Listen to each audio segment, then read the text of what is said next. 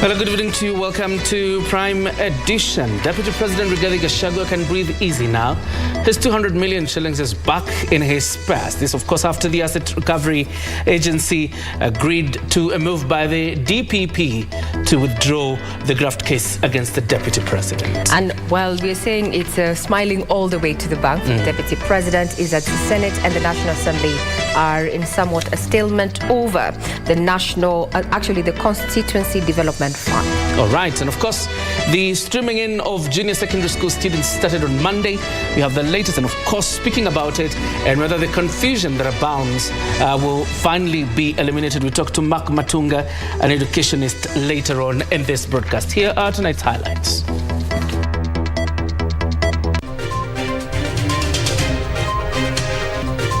Deputy President Rigathi Gachagua's victory as the Asset Recovery Authority returns his 200 million shillings.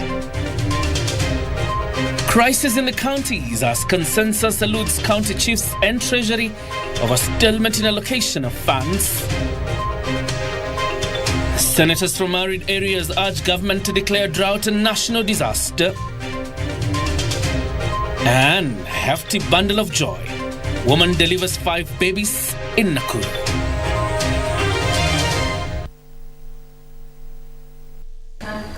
Our sign language interpreter tonight is Lensa Odingo. My name is John Jacob Kioria. Welcome to the broadcast. And I am Regina Manyara. Deputy President Rigathi Gachagua will now receive back his 200 million shillings he had forfeited to the state. This is after the Asset Recovery Agencies agreed to by a move by the Director of Public Prosecution to withdraw the graft case against Gachagua and 3 others that had compelled him to forfeit the money to the state. Deputy President Rigathi Gachagua will receive back his 200 million shillings that he had forfeited to the state in an alleged corruption case. Gachagua won the battle to reclaim his money after a 3-judge bench of the Court of Appeal consisting of Justice Daniel Musinga, Emmanuel Laibuta and Ngenya Masharia allowed a consent signed by lawyers of both sides, settling the forfeiture of 200 million shillings belonging to Rigathi Gachagua. Gachagua had surrendered the money to the state in 2022 to the Asset Recovery Agency after High Court Judge Esther Mainam ruled that he had failed to explain how he acquired the wealth from government agencies, prompting him to file an appeal. The money was forfeited to the state by the Deputy President, who was then Madira Member of Parliament in an alleged case of money laundering that also involved Ankimemia Gene Enterprises Limited. The Asset Recovery Agency says it relied on investigations and conclusions by the DCI and proceeded to confiscate the funds in dispute.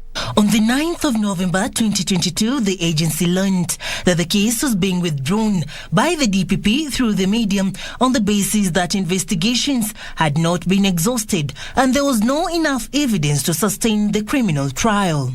The agency says it has since established that the money was not proceeds of crime as was initially perceived.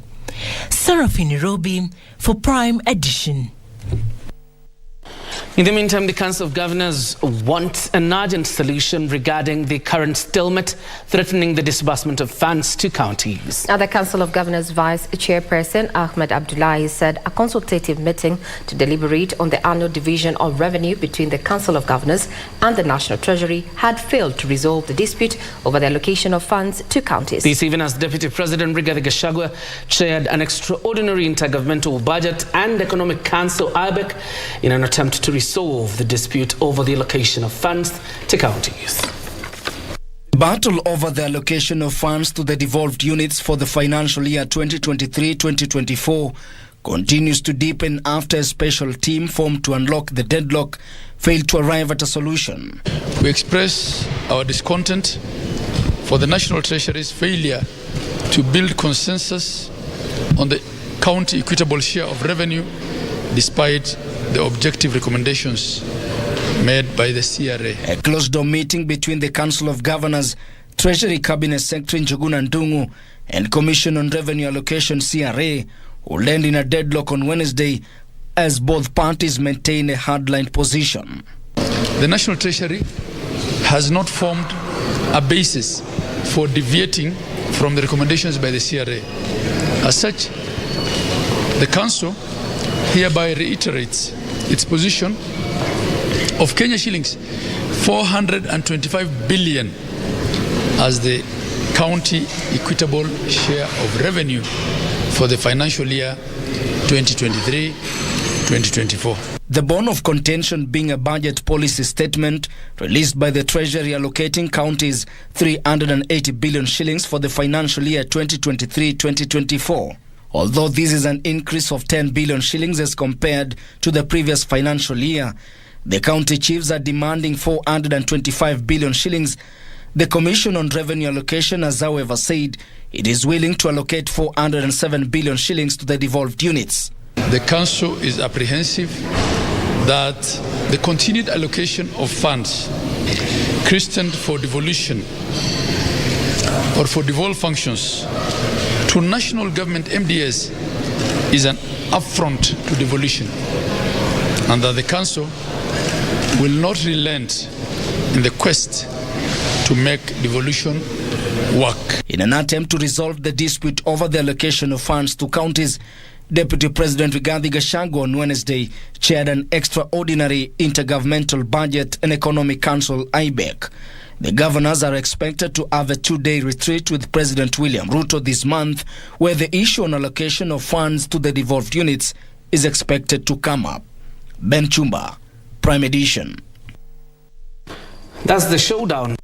The nationals, that is the national government and the county governments. Now there's another one here, and the Senate and the National Assembly have locked horns over the Constituency Development Fund (CDF) and Senate's County Oversight Fund.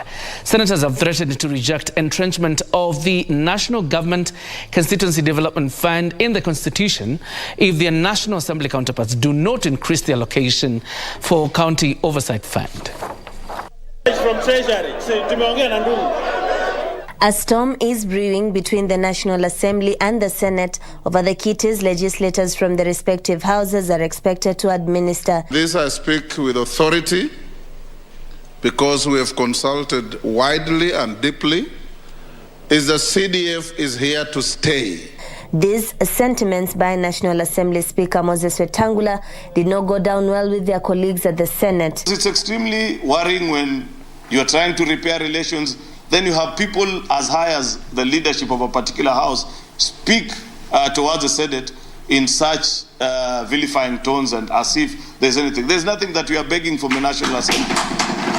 They say the National Assembly allocation of 600,000 as County Oversight Fund is good enough for only a constituency. Kama kila constituency inapewa 600 na mimi mwenye niko na county ambayo iko na 12 constituencies, we multiply by 12 so that I'm able to reach all the constituencies equally. The angry senators say it is either more funds for oversight in counties or their colleagues at the National Assembly also lose their clout in the administration of constituency development funds. We need the oversight fund, but we can do without it. National Assembly, I doubt if they can survive without CDF. Some of the remarks that their leaders continue to make, I hope they have read the law well and understand that for them to have CDF, it has to pass through this House of the Senate. What we should be talking about, sisi kama senators and them as members of parliament, ni vile tunaweza empower the constituency and the county officers to be more efficient. We do not have to be given any money for development. We need not touch the constitution as you are being invited by the National Assembly. That is the most dangerous path, and we are going to abandon that. We can still operationalize that without necessarily even adding a comma or removing a full stop to the constitution. But speaking in Mombasa while presiding over the post-election seminar, Senate Speaker Amason Kingi struck a conciliatory note in resolving the tussle. We are better off not making it a public issue. The better ways of making sure it's on board, and once we resume, we will be having a sitting with the ad hoc committee. Juni Karisambele from Mombasa County. While that storm rages, what we know is that the constituents require services and development. Now, a 25-year-old woman at the Nakuru Level 5 hospital has delivered 5 babies, the highest multiple birth ever recorded in the history of the facility.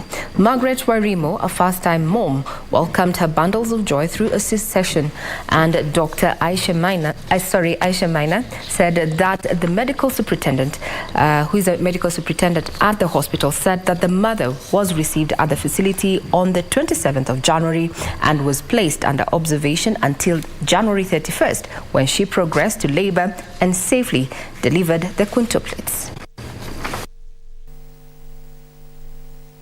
25-year-old Margaret Warimo, at the 25th week of her pregnancy, arrived at the Nakuru Level 5 hospital for a normal checkup, during which it was established she was at risk and was admitted.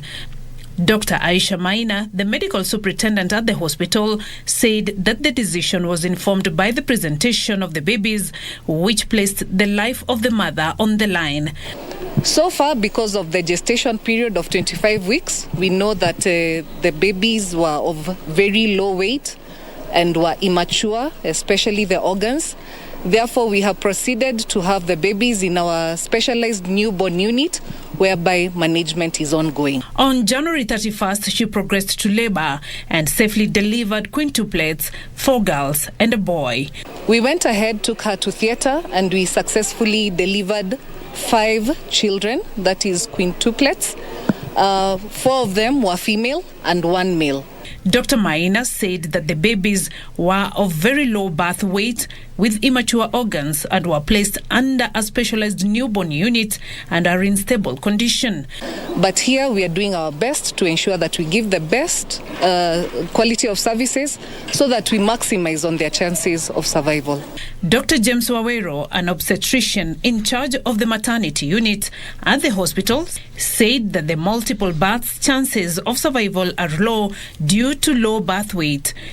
They tend to be delivered before the due date, and that increases the risk of prematurity and also the risk of poor development in the early stages. Samuel Ndongo, the father to the children who works as a matatu driver, said that he received the news while he was on a trip to ferry passengers to Nairobi. The 28-year-old man from Bahati, Nakuru, explained that they were planning for their second child, and earlier revelation from her routine checkups that she was to deliver triplets came as a surprise to them. Namshukuru Mungu kwa kunipea hii chance, kwa sababu ni wengi sana wanatafuta watoto usiku na mchana, wengine wanaiba, wengine wanaenda kwa wachawi, lakini mimi nimepewa na Mungu bure. We always know mtoto huwa tuna expect sana mtoto mmoja, kumaanisha tukiangalia sana genuinely huyu kijana ni kama alikuwa ana expect watoto wakiwa wengi ni 2 ama mmoja. Ningeomba well-wishers ama serikali ya county tushikamane, at least mzigo isikuwe kubwa. As the mother recovered at the facility, her husband's colleagues, the matatu drivers, visited them at the facility in solidarity and pledging to help the family cater for some of the needs of the children. Joshua Kamau, one of the drivers, said that Ndongo had received a lot of praise among his colleagues for his support and commitment towards the family despite their young age. Beatrice Gatonyangetich, Prime Edition. And of course, we wish the very best to the parents and indeed good health for the 5 children. President William Ruto has assured the fellow African heads of state of Kenya's commitment in the war against terrorism in the Horn of Africa. The president, who was speaking on Wednesday in Mogadishu during the Somalia Frontline State Summit on regional efforts towards stabilization of Somalia and eradication of terrorism, further called for a collective effort towards combating terrorism. President William Ruto has assured nations in the Horn of Africa of Kenya's full support in efforts towards combating terror in the region. Ruto, who was speaking in Mogadishu during a summit that seeks to further stabilize Somalia, urged regional leaders to adopt a common strategy for combating terror and associated criminality. The head of state said leaders have the obligation to rebuild stable societies and secure people's well-being. President Ruto further challenged Somalis to seize their country from the clutches of the Al-Shabaab terrorist group, singling out the gains made in the involvement of local communities in countering militia. During the summit, Kenya, Somalia, Djibouti and Ethiopia agreed to join forces in restoring peace and stability in the Al-Shabaab-prone areas of Somalia. The heads of state also agreed to rebuild and modernize Somalia's security forces to ensure they are well prepared to contain the terror group. For Prime Edition, I'm Gladys Mungai. Senators drawn from arid and semi-arid areas are calling on the government to declare the current drought a national disaster. The senators argue that after the declaration, the situation will attract aid that matches the glaring situation on ground. Senators further want current food portions increased to match the United Nations standards. Actions, they say, will elevate the suffering of those affected and prevent further losses. In its January 2023 report, the National Disaster Management Authority placed the number of people affected by drought at 5.5 million, with 23 arid and semi-arid counties in a drought alarm phase.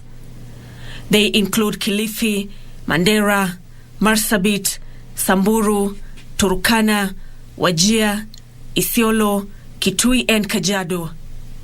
13 other counties are in the alert drought phase.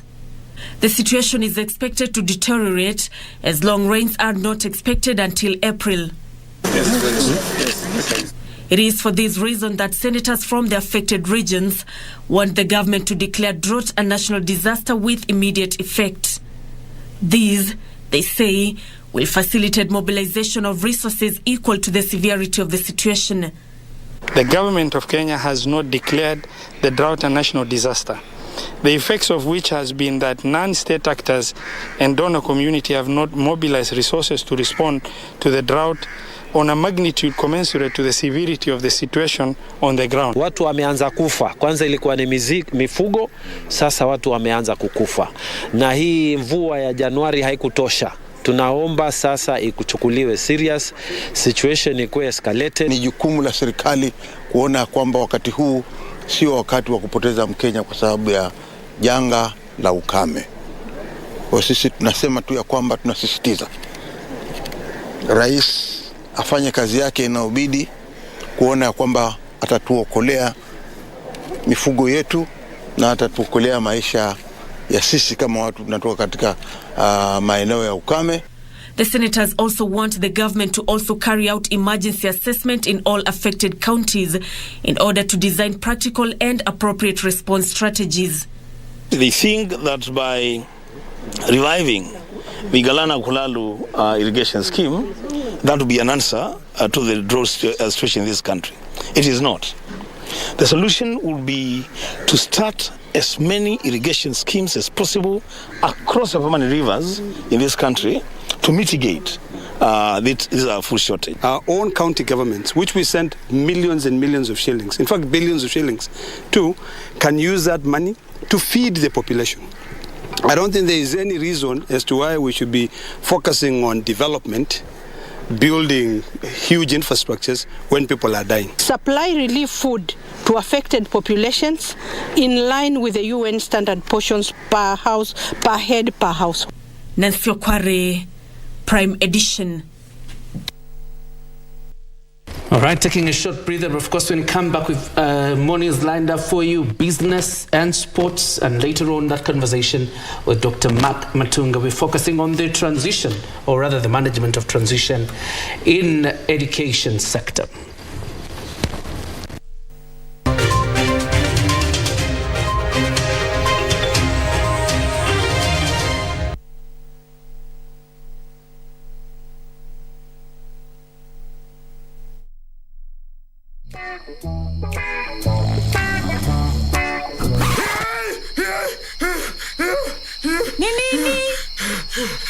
Nimesahau kucheza Loto Moto. Usisahau kucheza Loto Moto. Shinda milioni 2 kila siku. kwenye M-Pesa. Chagua lipa na M-Pesa. Paybill number 757070. Account number andika neno Loto. Kisha weka star na nambari yako ya simu. Weka kiwango chochote cha pesa kuanzia shilingi 50 hadi 2,000. Aulali. Lipa kisha subiri draw. Welala. Nitakutimizia ndoto zako. Milioni 2 usiamini. Ujumbe huu umeidhinishwa na BCLB. Commodities Fund is a government agency under the Ministry of Agriculture and Livestock Development mandated to provide low-cost financing to crop sector in Kenya. The fund informs clients, stakeholders and members of the public in general that we have relocated our Nairobi offices from Railways headquarters to Utalii House 11th floor along Utalii Street off Uhuru Highway. As from 1st February 2023, our new postal address is Commodities Fund Utalii House 11th floor, Utalii Street off Uhuru Highway, PO Box 52714, code 00200 Nairobi, Kenya. For farms operations, agro-processing, value addition, working capital, access loans at an interest rate as little as 3% per annum.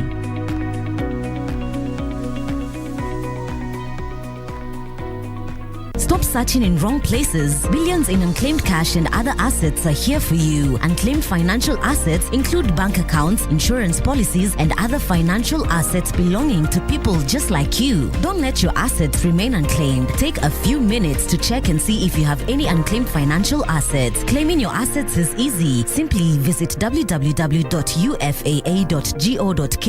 dial *361# or visit Huduma Center near you. Labda umeomoka na ujui? The Unclaimed Financial Assets Authority. Receive, safeguard, reunite. Sacrifice grace and mercy for mere utility, yeah. You don't call anymore, 'cause I'm still thinking about you. No, no, no, no, no, no, no, no. We're the survivors.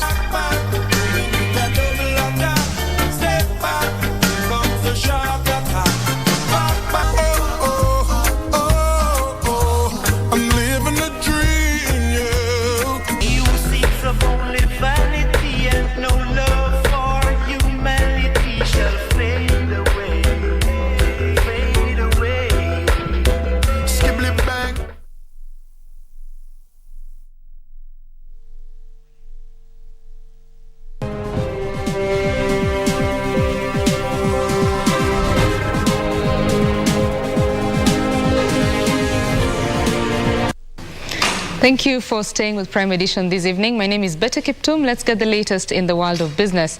Now, about 1.5 million Kenyans will benefit from a groundwater harnessing project taking off next month in 5 worst-hit ASAL counties. Water Cabinet Secretary Alice Wahome says with forecasts pointing to reduced rainfall in March, the government is relying on water reservoirs and harnessing points. But before then, county governments should make use of boreholes and water tracker centers to cushion the affected Kenyans. In September 2021, Kenya declared drought as a national disaster, with over 2.1 million people pronounced food insecure. The government had then moved to ensure Kenyans in the worst-hit counties had water offered by water reservoirs and boreholes. However, ASAL counties now say only 2 out of every 5 boreholes are functional, with 10 to 15 boreholes in affected counties in need of maintenance. We have been struggling for the last 3 years. You remember, we have 5 failed rainy seasons for the last 3 years. And drought management or intervention has become a very costly things for the county government from this region. It's all the same. All of us are dealing with situations whereby we are literally repairing a number of bores on a daily basis, given the situation on the ground. The Ministry of Water says it is shifting to harnessing groundwater as a long-term solution for Turkana, Marsabit, Mandera, Wajir and Garissa counties in a program to be undertaken over a period of 6 years. And our objective is to ensure that it is sustainable and accessible and we manage it well. We will not be able to achieve that without settling our own commitments and ensuring that governance, which keeps on coming, is addressed. In addition, she notes that catchment areas are going through degradation and reduced freshwater availability is a threat that should be addressed through collaboration with county governments. Once we start this project, because we are losing lives, we've lost animals, we cannot afford to joke around. It is concessionary loans, but this money belongs to the people of the 5 counties. And surely there is need for serious attention, and I believe this plan we have put in place will really assist quite a number of issues related to water in your counties. Despite Kenya being a water-scarce country, way below the global benchmark, the ministry still aims for 100% household water access by the year 2030. We will be targeting at least an average of 3 big dams per county, and those will be done through PPPs. A drought situation so dire it was declared an emergency. Now the government has come up with various long-term and short-term solutions to avoid a repeat of the same this year. Hibak Said for Prime Edition. Thank you, Hibak, for that report. Now, the Kenya Association of Manufacturers is calling on the government to put on hold the planned increase in the rate of excise stamps slated for next month. The manufacturers are concerned that the decision will increase the cost of living and highlight Kenya's tax unpredictability regime. The proposed excise duty, Excise Goods Management System, Amendment Regulations of 2023 intends to increase the rates of excise stamps for bottled water, cosmetics, juices, non-alcoholic drinks, alcoholic beverages, tobacco and nicotine products, and export products subject to excise with effect from next month. The Kenya Association of Manufacturers says the proposed increment up to levels of over 100% on some items would increase the cost of finished products amidst the rising cost of living. The Kenya Association of Manufacturers is concerned that the latest proposal is barely 4 months after a 6.3% inflation adjustment on specific excise duty tax rates that was effected in October last year, which impacted cosmetics, confectionery, alcoholic beverages, bottled water, tobacco, and nicotine products. In addition, the manufacturers say there were other increases in excise taxes in July 2022 through the Finance Act 2022. The Kenya Association of Manufacturers say this tax unpredictability could affect investments in Kenya. The manufacturers are concerned that hiking excise stamps could fuel proliferation of contrabands that could lead to reduced tax revenue for the government. In a statement, Kenya Association of Manufacturers Chairman Rajan Shah says, "We are afraid that such increment to some of the most counterfeited items in Kenya will further encourage counterfeit and illicit trade." The manufacturers say the proposed hike in excise stamps could undermine Kenya's export agenda by further making Kenyan-made products uncompetitive. Nduta Mokami for Prime Edition. And Kenyans are veering towards AI-enabled home appliances that they operate via their phone apps as the working class moves back to post-COVID office working arrangements. LG Electronics Training Manager William Kamore says user-friendliness and convenience are now the top factors informing decisions for buyers. The modern-day household, where appliances whir and buzz in the background, making up for the ambience that is uniquely attributed to a home. Those living in urban centers, while immersed in the hustle of life, seek 2 things in their daily mundane housekeeping tasks: comfort and convenience. In terms of functionality, usability, user-friendliness, and that drives now the products to having innovative and useful features that can be able to work in the local market. Appliance makers say incorporating artificial intelligence in household electronics was a game changer. Helps them in a lot, especially in terms of controlling their products and also monitoring the usage at home, and also diagnosing in terms in cases when, let's say, it develops a problem. It has helped a lot in terms of the customer, reducing repair time, also reducing the time a customer has with a broken product or a product that needs repair. So it has helped a lot, especially in the end consumer. He says the middle class are responding to user-friendly electronic devices that can be controlled remotely and have direct instruction reception. Such that, let's say, if it's your mother back at home, you bought her a TV and you want her, and she wants to search for something over the internet and she doesn't understand the remote, it would be easier just to say, show me a recipe of something on the TV. He says global trends and technological innovations trickles down to the Kenyan consumer, who has increasingly been keen on appliances that have voice recognition and self-diagnosis features. He, however, says the quick transitions and continuous technology improvements have increased e-waste, and now appliance makers must focus on sustainability practices. In the post-COVID era, as technology evolves, so do consumer needs. Kenyans are now looking towards more user-friendly home appliances to make their lives easier. Hibak Said for Prime Edition. And on that note, we close the business news this evening, but of course, Prime Edition continues. Karen Kibet is coming up with the latest in the world of sports. My name is Bete Kiptum. Do enjoy the rest of your viewing. Bye-bye.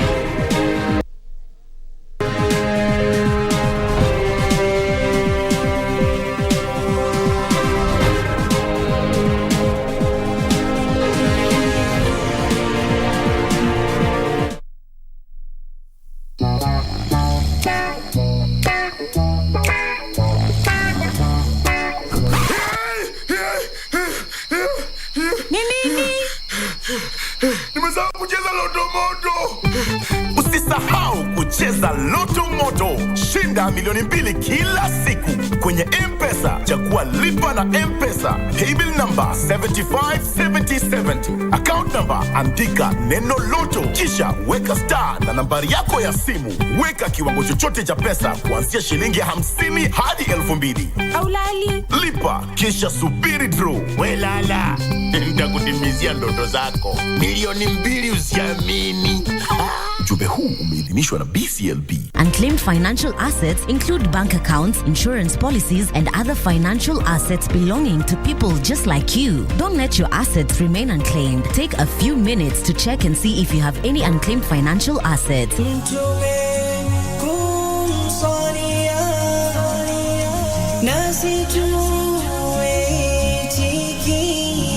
361 hash or visit Huduma Center near you. Labda umeomoka na ujui? The Unclaimed Financial Assets Authority. Receive, safeguard, reunite.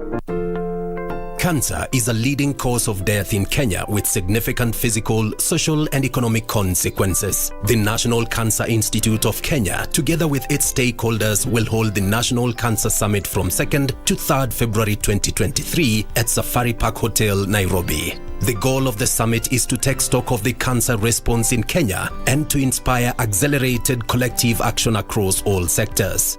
The event will be live on KBC Channel 1. In addition, the National Cancer Institute invites members of the public for free cancer screening and other government services at Kasarani Primary School from 2nd to 4th February 2023.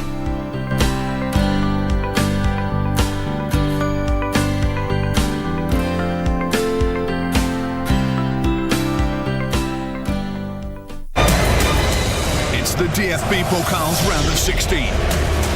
Mainz against Bayern. Musiala, he's dug it out beautifully. And he's Siebel back in. Alexander Herk.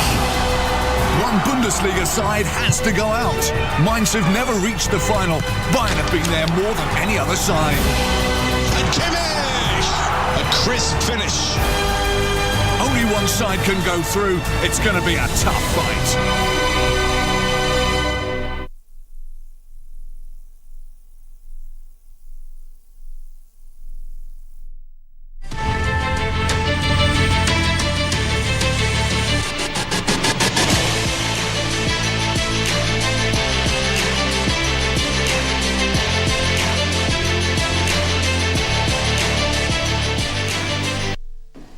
Welcome back. Let's now take a look at what's making headlines in the world of sports. My name is Karen Kibet.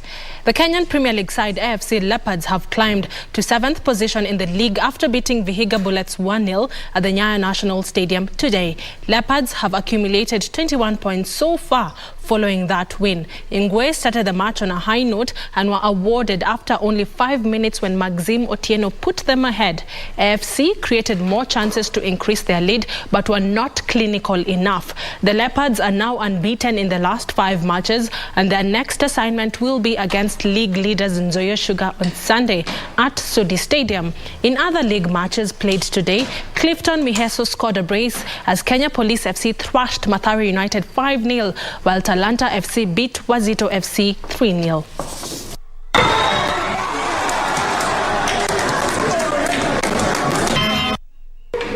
16-year-old Chanel Wangari will be the first Kenyan to tee off in the first round of the 2023 Magical Ladies Kenya Open, set for the Par 72 PGA Baobab course in Vipingo Ridge. The groups of Helen Tami, Agathe Lysen, Clara Manzilini, and that of Maria Hernandez, Louise Duncan, and Teresa Melelka will get the first round underway. Highly ranked amateur Chanel Wangari, who has so far won the Kenya's Ladies Open Amateur Championship and Faldo Series Kenya Championship, will get her round underway alongside Lucy Malchirand and Sarah Jelka. The other 4 Kenyan players, Naomi Wafula, Mercy Nyamchama, Jacqueline Walter, and Nancy Wairimu, will all tee off in the afternoon.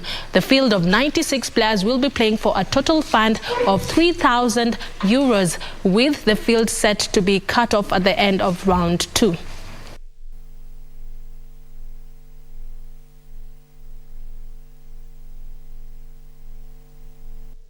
Sorry, not €3,000, but €300,000. Moving on, the inaugural Lukenya University 1 Million Trees Marathon Race has been launched and will be held on the 26th of next month at the University Mtito Andei campus, Tsavo East. The event aims to plant 1 million trees in 5 years. Former women's marathon, world marathon record holder Tegla Lorupe and double women's world marathon champion Catherine Dereba are expected to grace the event. Other athletics legends expected to take part are double men's half marathon champion Patrick Macau and 2-time Boston Marathon champion Cosmas Ndeti. Organizers are expecting to register over 10,000 runners for the event. Winners in both men and women categories will pocket 500,000 shillings, while runners-up will each go home with 250 Kenya shillings.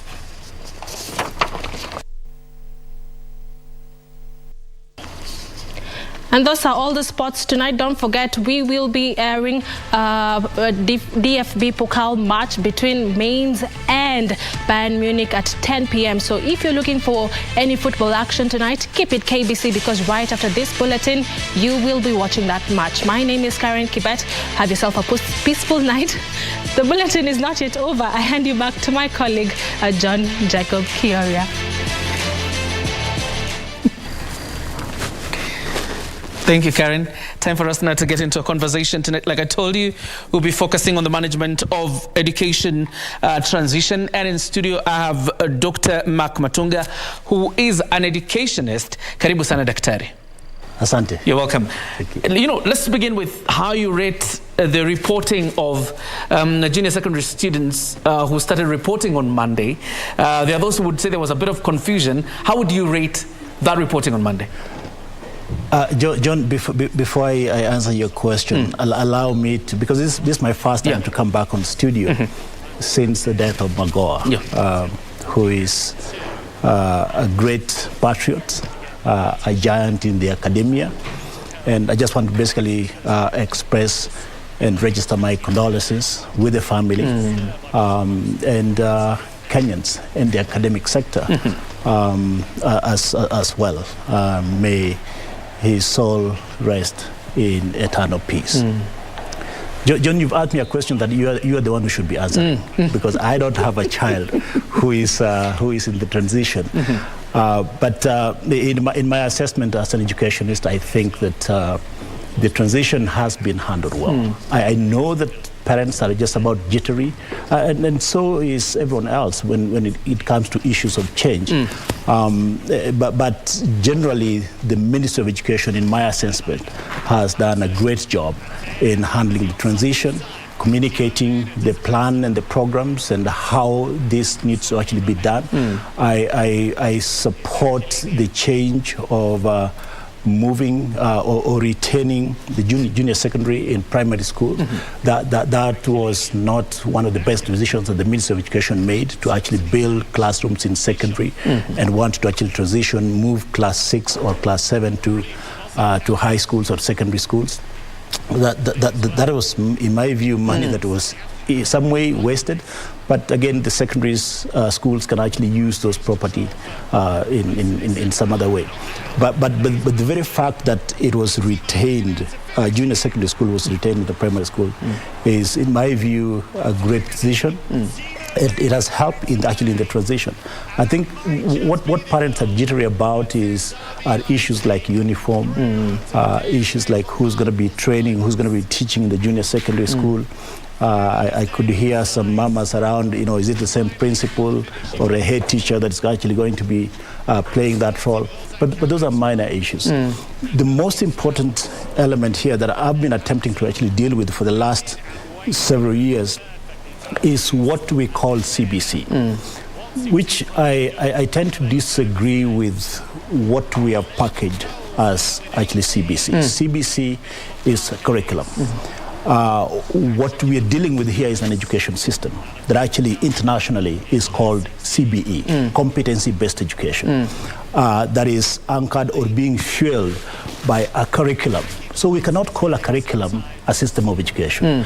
And that's where we've gone wrong as a country. But again, that is not a serious issue. When every box vehicle is called a Nissan. Even if it's a Toyota, we still call it a Nissan.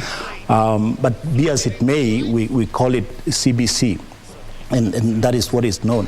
I think that the government has done a good job. It has done a good job. In the transition. Let's talk about capacity, because that is also a question that is being raised, for example, because what the previous government was doing is to build classes in secondary schools to accommodate the junior secondary school. Now you have a situation where we've said there will continue being in primary school, but there are facilities really probably that they will need that are not available in primary schools. As an educationist, how do you propose the government handles the dicey situation? No, I mean, you can talk of capacity in terms of infrastructure, which is what the previous regime was attempting to actually deal with by building those classrooms in secondary school.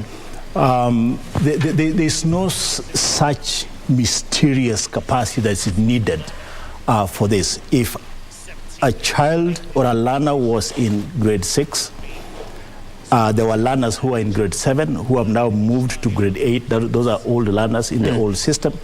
This learner will just basically move to occupy that class. And yes, you're talking about capacity. Capacity can be in the context of, equipment, can be in the context of infrastructure. That is a classroom, the space, which is not an issue.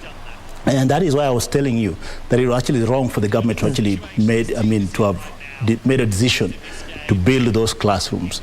Because right now, what they are just basically classrooms. There's nothing so unique in a secondary school that a grade 7 learner or a junior secondary school learner would actually need. And some of that can actually be addressed through the use of technology.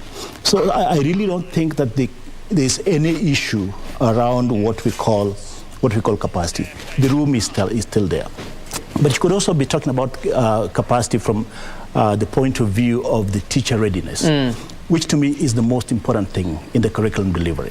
The teacher is the most important element, the most important person in this process. Let's transition to the teacher. The government has announced that it is hiring 30,000 teachers. When you divide that by the number of schools we have, that is almost literally one teacher per school, for each school. The question being, again, the staffing, the teachers that are supposed to be doing this job, are they enough? John, you know full well that there's no country on the planet that has enough teachers. So that is number one. And let's just agree that there's no country that has enough teachers. It's always a work in progress. We'll always be adding, we'll always be increasing that number or that ratio to actually come down to what is reasonable. In some cases, in some schools, it's manageable. In some schools, it's excess. So I really don't think that our teacher ratio should go in the context of, we have 30,000 schools and we have had 30,000 teachers. Let's not forget there were teachers there before. I'm referring to capacity from the point of view of the readiness of the teacher, the retooling of the teacher, because that to me is the most important thing. The teacher needs to be retooled continually, because in CBC, the student is really, or the learner, it's a learner-centered curriculum delivery approach. So the teacher is basically a facilitator. Before, it used to be that the teacher was actually the owner of the knowledge. In this case, in a CBC environment, we're basically guiding a learner to pursue a pathway of interest, of their competency, just so that they can actually mature in that area. So if you're in sports, you're in music, you're in other areas, and some people could actually excel in academia. So the teacher is basically a facilitator, guiding the learner to actually achieve their full potential in the context of teaching and learning. And so we should not be looking at the teacher capacity or the teacher-student ratio in the traditional way that we've always looked at it. Because if you look at it that way, then we will never even achieve anything close to what we think we should. It is changing the methodology, the approach of curriculum delivery, or the approach to facilitation of learning in a classroom. And that is basically what changes. And so once you change that and you re-engineer the teachers, the curriculum delivery to actually match that, we should be somewhere close to having a good ratio if we look at it in totality. But let's not look at the number of teachers vis-a-vis the number of students, and then the teacher in front of the students or in front of learners, telling them A, B, C, D, A, B, C, D. Have you understood? Have you understood? No, that's not the way it's going to work. All right. As we come to a close, the government has set the capitation at 15,000 per student, but there's always the dangers of delay in terms of disbursement of capitation. From where you sit as an educationist, probably get to paint the picture for us what it means to a student relying on this 15,000 shillings allocated per head to the student by government, the dangers of delayed disbursement. Well, I mean, even before we come to disbursements, let's talk of the amount. The amount, yes. Obviously, the amount is not sufficient, as resources are always insufficient. So I think that the government needs to actually look into that. However, where we are right now, it is something to start with. It is something to work with. Much as it's not enough, we have something to start working with. But then when it comes to issues of delay, that is just basically a simple technical issue that the government actually needs to address. Education is the most important thing, in addition to oxygen and life, for any parent. I know that is what worries every Kenyan. I know all of us are education stakeholders. You are either a teacher or a parent or a guardian or a spectator, a cheerleader in the education space, because we want to actually see our children progress. We want to see our family members, our community members progress, especially the young ones. So it becomes a very personal, emotive issue.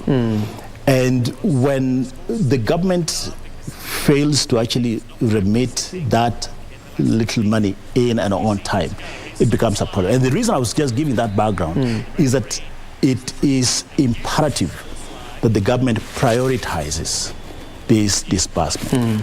But let us also remember that that little money that has been sent need to be put to proper use, because before we have misused that money. Absolutely. And I want to say something about Magoa even as I close. Okay.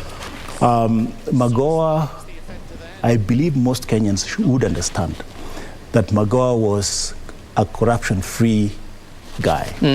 Magoa never tolerated corruption. He's one person, one human being that I've met on this planet that you cannot accuse of corruption. And I experienced one incident whereby I was going there with Google executives who I consult with. And Magoha actually had to deploy a vetting mechanism around me and my background before I could actually even step into that room to meet him. Because he feared, he's Mark Matunga coming to my office to actually, compromise me in any way. And I'm joining that to the little money that we're complaining about that is little. When it gets to our school, let's put it to good use. Let it help the child for which it's been apportioned. Absolutely. You agree, Dr. Mark Matunga is an authority. We'll call you back again here because obviously there are issues that will keep coming up with the transition to junior secondary school, but of course also even in the management of the cadres below junior secondary schools, and of course the reintroduction again of these junior secondary students who are in private schools back to public schools. It will be an interesting conversation moving forward. Someone actually said it's only in this system where you get a class 7 pupil going to secondary while the class 8 is waiting to sit for their secondary school examination. Well, Mainz and the Bayern Munich are going to be playing tonight, so this is the best place to be. I'm Regina, Manyara. Absolutely. Of course, after this, a bit of entertainment with the rave, but of course, we bring you the live match of Bayern Munich versus Mainz. That's a little bit later because KBC is your true partner in sports. Have yourself a fantastic night. My name is John Jacob Kioria.